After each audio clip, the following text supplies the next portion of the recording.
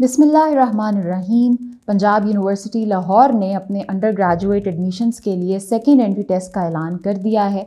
इससे पहले पंजाब यूनिवर्सिटी 9 जून को अपना फ़र्स्ट एंट्री टेस्ट भी कंडक्ट कर चुकी है, लेकिन स्टूडेंट्स की डिमांड पे जो फ़र्स्ट टेस्ट में अपीयर नहीं हो सके, पंजाब यूनिवर्सिटी ने अपना सेकेंड एंट्री टेस्ट भी अनाउंस कर दिया है। ये एंट्री टेस्ट जो है ये 21 जुलाई 2024 को होने जा रहा है। तो अगर आप फ़र्स्ट टेस्ट के लिए अप्लाई नहीं कर सके तो जितना जल्दी हो सके सेकेंड के लिए अप्लाई कर लें। अच्छा, पीछे कुछ साल पहले तक पंजाब यूनिवर्सिटी जो है वो अपने अंडर ग्रेजुएट के लिए एडमिशन टेस्ट नहीं लेती थी, लेकिन अब उसने टेस्ट लेने शुरू कर दिए हैं। इसका फ़ायदा सबसे बड़ा उन स्टूडेंट्स के लिए है जो किसी वजह से मैट्रिक या एफएससी में थोड़े बहुत उनके मार्क्स अप डाउन हो गए या वो अच्छा परफॉर्म नहीं कर सके, तो अब वो एडमिशन टेस्ट में बेहतर मार्क्स लेकर अपने एडमिशन को सिक्योर कर सकते हैं। It's a very good opportunity. जितना जल्दी हो सके आप लोग टेस्ट के लिए अप्लाई कर लें अगर आप इस यूनिवर्सिटी में एडमिशन लेना चाहते हैं।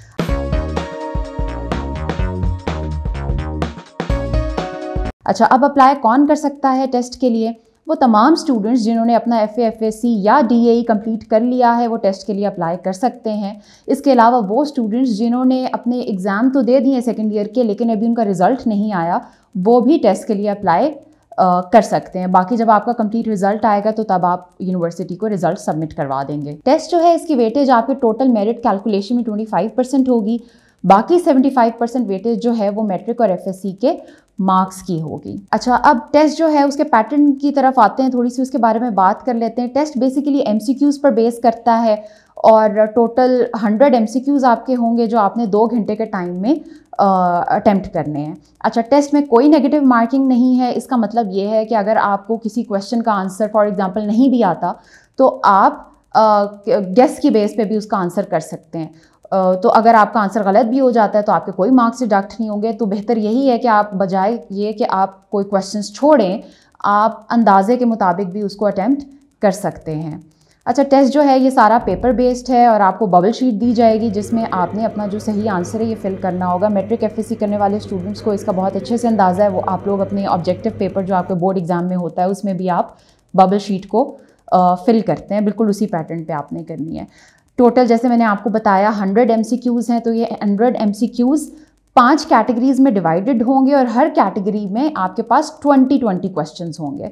अच्छा, अब पहले तो 2 कैटेगरीज सब स्टूडेंट्स के लिए सेम होंगी, पहली वर्बल और दूसरी क्वांटिटेटिव। इसकी डिटेल और इसका सिलेबस मैं भी आपको आगे बताती हूँ। बाकी जो 3 सेक्शंस हैं वो आपके 3 सब्जेक्ट्स पे बेस करते हैं।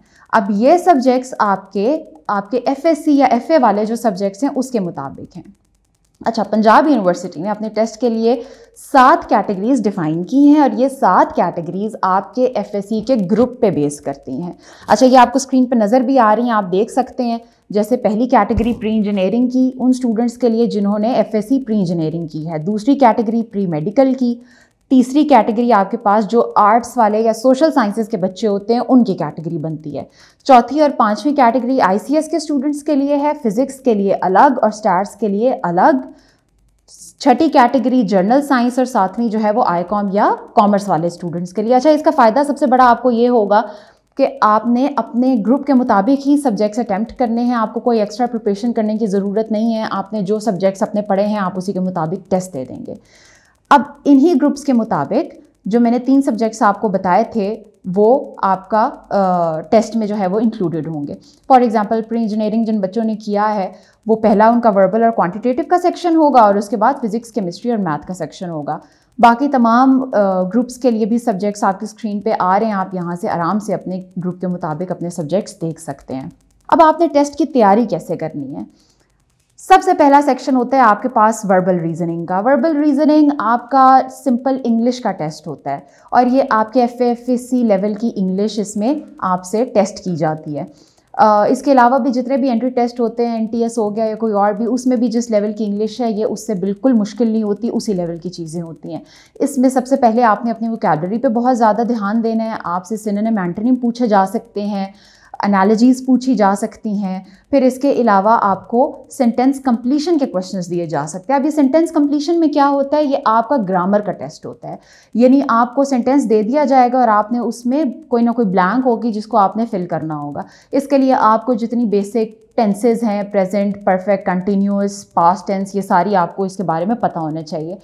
फिर इसके अलावा आपको सब्जेक्ट वर्ब एग्रीमेंट जो है उसके बारे में पता होना चाहिए। ये तमाम चीज़ें किसी भी ग्रामर की बुक से आपको मिल जाएंगी। नॉर्मली मैट्रिक FA-FSC में पढ़ा भी दी जाती हैं। अगर आपने तैयारी करनी है तो आप कोई भी इस लेवल की ग्रामर की बुक ले लें और उसमें से आप प्रैक्टिस कर सकते हैं। इसके बाद कुछ कॉम्प्रीहेंशन के क्वेश्चंस होते हैं। कॉम्प्रीहेंशन में आपको कोई ना कोई टेक्स्ट दे दिया जाता है और आपने उसको समझ के उसमें से दिए गए सवालों को आंसर करना होता है। ये भी ग्रामर की बुक में से आप प्रैक्टिस कर सकते हैं। दूसरे नंबर पे जो सेक्शन है वो है क्वांटिटेटिव का। अच्छा, अब ये क्वांटिटेटिव में आपने परेशान नहीं होना, ये आपसे कोई मुश्किल वो इंटीग्रेशन वगैरह नहीं करवाएंगे। बिल्कुल सिंपल मैथ होता है मैट्रिक के लेवल का। इसमें आपसे बेसिक जैसे अलजबरा ज्योमेट्री के क्वेश्चंस होते हैं वो पूछे जाते हैं, कुछ मेंटल मैथ के क्वेश्चंस होते हैं। तो अगर आपका बेसिक मैथ बस ठीक है और आपकी अच्छी मैथ की अंडरस्टैंडिंग है तो आप आराम से इस सेक्शन को फिल कर लेते हैं। लेकिन ये है कि मैट्रिक लेवल के जो क्वेश्चंस होते हैं उनकी ज़रूर प्रैक्टिस करें, मेंटल मैथ की प्रैक्टिस करें। उससे ये होता है कि आपकी कैलकुलेशन ज़रा फास्ट हो जाती है, आपका टाइम भी वेस्ट नहीं होता और बहुत सारे क्विक ट्रिक्स जो हैं वो आप सीख लेते हैं। प्रैक्टिस सबसे इंपॉर्टेंट है इस सेक्शन के लिए। इसके बाद जो बाकी 3 सेक्शंस हैं वो सिंपल, आपने सिर्फ अपनी जो FSC की बुक्स थी उनको खोल लेना है और उनमें से आपने रिवाइज़ करना शुरू कर देना है। बड़े आराम से आप उन सेक्शंस को क्लियर कर लेंगे। अच्छा, इसके बाद अब आपने अप्लाई कैसे करना है टेस्ट के लिए। पंजाब यूनिवर्सिटी ने एप्लीकेशन बहुत सिंपल कर दी है। सिंपल आपने उनकी वेबसाइट पर जाना है और ऑनलाइन अप्लाई करना है। ये भी आपकी स्क्रीन पर लिंक आ रहा है एडमिशन का, इस लिंक पर जाएं, फॉर्म फिल करें। फॉर्म के 4 सेक्शंस होंगे। सबसे पहले पर्सनल इन्फॉर्मेशन का सेक्शन, उसके बाद आपकी एजुकेशनल इन्फॉर्मेशन का सेक्शन, कुछ आपने अगर एक्सपीरियंस वगैरह आपका है उसका सेक्शन, और उसके बाद फाइनल आपने एप्लीकेशन अपनी सबमिट करवा देनी है और बस आपकी एप्लीकेशन कंप्लीट हो जाएगी। इसके बाद आपने अपनी फ़ीस जो है वो जमा करवानी है। वो आप कैसे करवाएंगे, जब आप एप्लीकेशन फिल करेंगे तो उसके बाद आपके सामने पोर्टल पर जनरेट चालान का ऑप्शन आएगा। आपने उसको क्लिक करना है तो आपके सामने चालान फॉर्म मिल जाएगा। आपको उसका प्रिंट ले लें और बैंक में जाके उसको डिपॉजिट करवा दें। हबीब बैंक या UBL में आप फ़ीस जमा करवा सकते हैं। इसके अलावा आप ऑनलाइन भी फ़ीस सबमिट करवा सकते हैं वन लिंक के थ्रू। फ़ीस जो है वो टेस्ट की 2000 रुपये है। फ़ीस जमा करवाने के बाद आपने चालान फॉर्म की पिक्चर लेकर उसको पोर्टल पे अपलोड कर देना है और बस आपका एप्लीकेशन का प्रोसेस कंप्लीट हो जाएगा। कंप्लीट होने के बाद आपको आपका एडमिट कार्ड ईमेल पे मिल जाएगा और इसी के साथ आपको आपके टेस्ट सेंटर की डिटेल्स भी मिल जाएंगी। टेस्ट सेंटर पंजाब यूनिवर्सिटी का उमूमन पाकिस्तान के तमाम बड़े शहरों में होता है। आप अपना करीब तरीन जो भी सेंटर है वहाँ पर आराम से टेस्ट दे सकते हैं। अप्लाई करने की लास्ट डेट 2 जुलाई है। अब 2 जुलाई का इंतज़ार किए बगैर जितना जल्दी हो सके आप अपना जो एप्लीकेशन है उसको आपने फ़िल करके सबमिट करवा देना है। लास्ट डेट का वेट नहीं करना, क्योंकि पंजाब यूनिवर्सिटी में बहुत ज़्यादा स्टूडेंट्स अप्लाई कर रहे होते हैं। कभी पोर्टल में कोई मसला आ जाए या सर्वर हैवी हो जाए, आप ऑनलाइन एप्लीकेशंस में बस लास्ट डेट का वेट नहीं करना। ये आप अपने लिए रूल बना लें तमाम यूनिवर्सिटीज़ के लिए। तो अप्लाई करें। और दूसरे नंबर पे ये कि इसके बाद कोई और एंट्री टेस्ट भी नहीं होगा। तो अगर आप इसको मिस करते हैं तो आपका जो ये साल के एडमिशन्स हैं वो आपके निकल जाएंगे, तो फिर आपको अगले साल का वेट करना पड़ेगा। तो जितना जल्दी हो सके इसको कंप्लीट करें। कोई अगर इस बारे में सवाल है आपका, कोई कन्फ्यूजन है, आप कमेंट्स में पूछ सकते हैं, हमारी टीम आपको आंसर कर देगी। इसके अलावा हमारा नंबर भी स्क्रीन पर आ रहा है, आप इस नंबर पे भी मैसेज करके पूछ सकते हैं। हमारे काउंसलर्स अवेलेबल होते हैं जो आपको कॉल पर, व्हाट्सएप पर, मैसेज पर आपके तमाम क्वेश्चंस का आंसर कर देते हैं।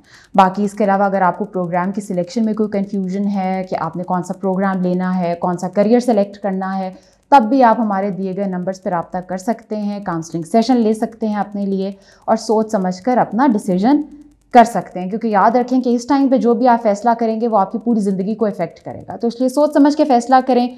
बाकी हमारी दुआएं आपके साथ हैं। Best of luck for the entry test. Thank you so much. अल्लाह हाफिज़।